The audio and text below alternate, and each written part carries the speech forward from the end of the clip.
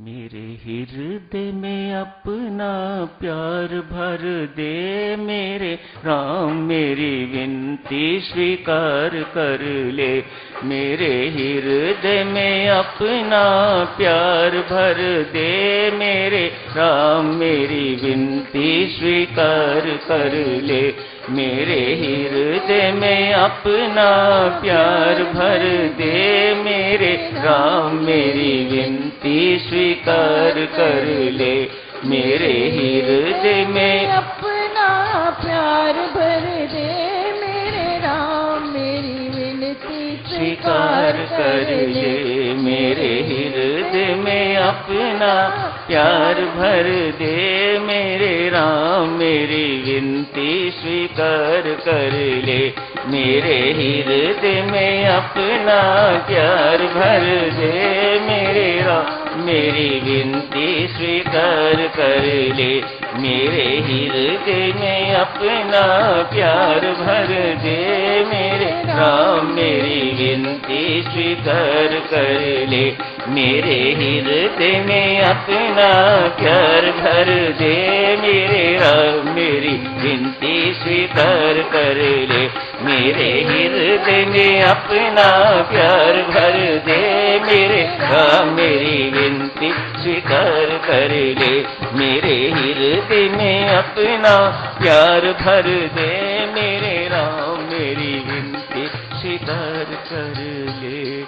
मेरे हृदय में अपना प्यार भर दे मेरे राम, मेरी विनती स्वीकार कर ले। पूज्यपाद स्वामी महाराज ने आज विनय का प्रसंग लिया है।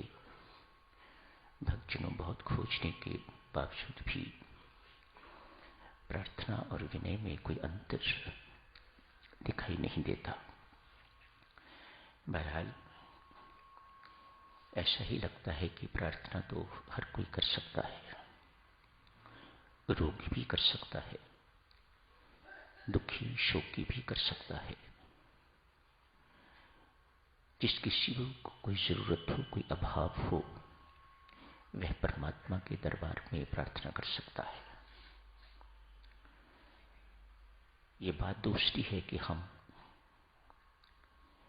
निष्काम प्रार्थना में विश्वास रखते हैं, लेकिन विदेश में ये प्रार्थना बहुत प्रचलित है। वह निष्काम भाव से नहीं करते, उनकी प्रार्थना सकाम होती है। किसी रोग को दूर करना है, गला खराब है उसे ठीक करना है, सुरीला बनाना है उसे ठीक करना है, इत्यादि इत्यादि।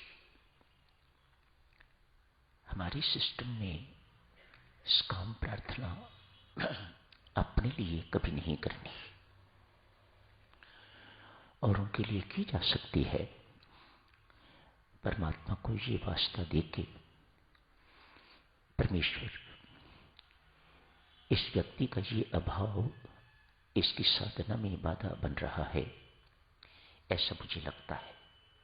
आप अपनी तरफ से परमात्मा से कह रहे हैं, ऐसा मुझे लगता है इसको घाटा पड़ गया है, बहुत ऋणी हो गया है। इस कारण इसका सारा का सारा ध्यान उसी पर रहता है, आप पर नहीं टिकता। ऐसा मुझे महसूस होता है। मेहरबानी करके इसके अभाव को दूर करो। आशय अभी भी साधक का यही है कि इसकी साधना ठीक चलनी चाहिए। क्यों रुकी हुई है? उस अभाव के कारण। वह जो घटित हुई है घटना उसके साथ, उसके कारण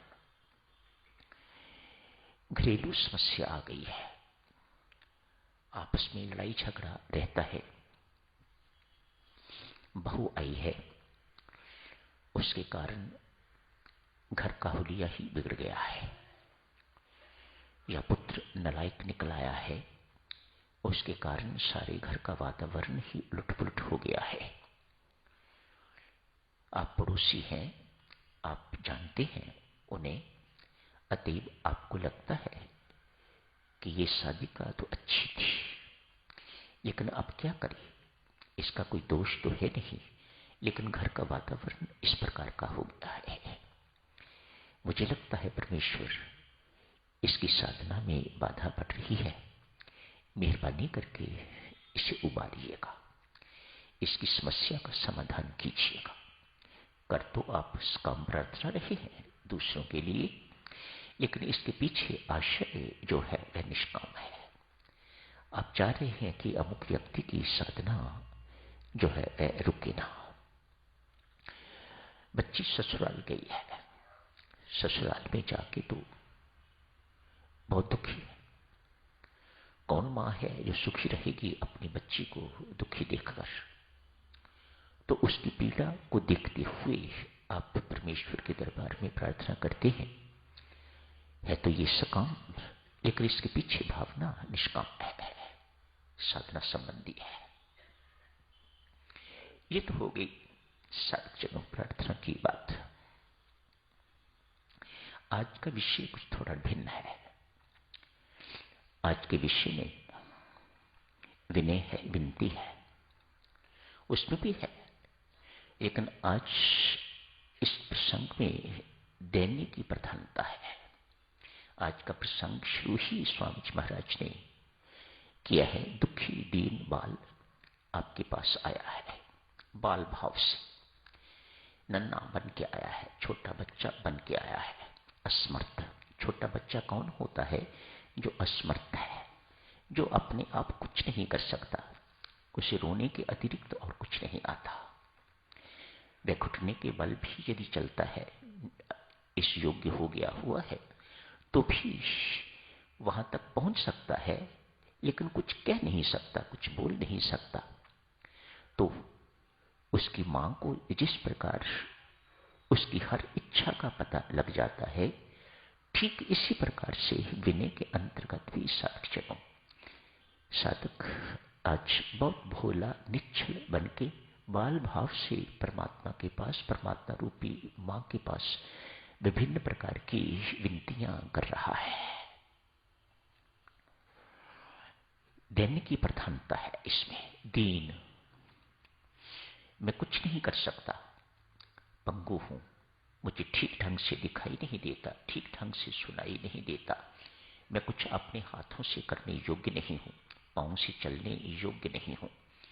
इस प्रकार की असमर्थता की भावना लेके तो ये विनय का प्रसंग है, विनम्रता का प्रसंग। बहुत उच्च बात है देवियों सज्जनों, ये विनम्रता, ये